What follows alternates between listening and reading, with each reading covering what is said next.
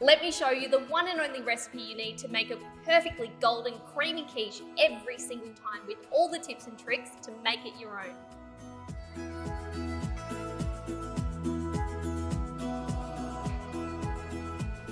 Okay, so I've got clean hands, and now let's talk about the ingredients that you'll need. So you'll need 2 sheets of puff pastry.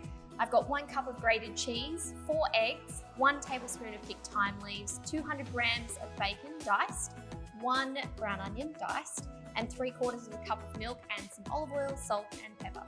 So I've got a 24 centimetre tart tin here, and I've preheated my oven to 180 degrees fan forced. So I've got 2 sheets of puff pastry. That's so I can roll them out together just to be a little bit larger than the tin. So let's do that now. Need some muscles. So just make sure you use your tin as a measure, so that should be big enough now. So we're going to lay the pastry into the tin.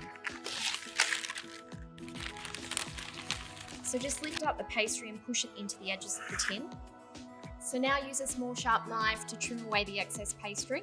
So just run it across the top of the tin. Now just pierce the base a couple of times with a fork. It's just going to help it to cook evenly. And grab another sheet of baking paper. Place that in.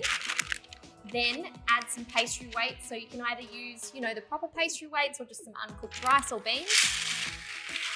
That's just going to mean that it won't puff unevenly in the oven. Now I'm going to pop this in the fridge for about 10 minutes just to firm up a bit so it doesn't shrink in the oven when we blind bake it.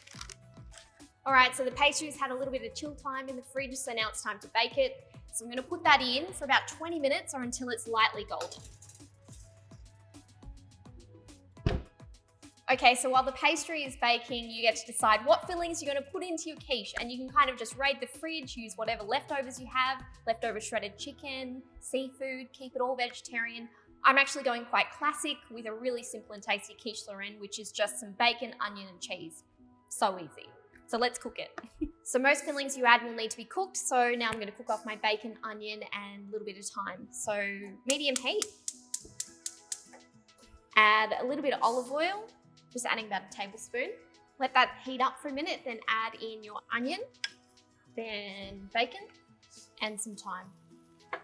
So quiche is really great because it freezes really well too, so you can cover it and freeze it for about a month, and then to reheat it, just put it into a moderate oven for about 15 minutes or until it's warmed through.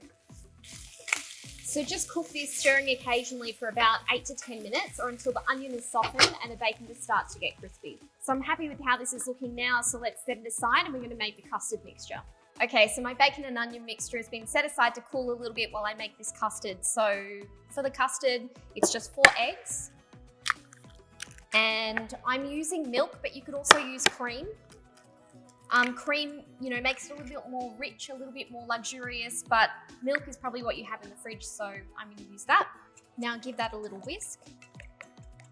And we better actually check on our tart shell. It's probably ready now, so let's have a look.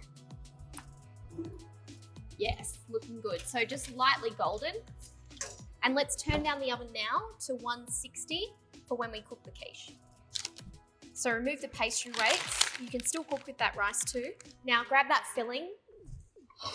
And we're just going to place that inside. So just scatter it over the base. The bacon smells so delicious. It's taking all my self-control not to eat it right now. So let's quickly pour over this custard. So just pour it evenly over.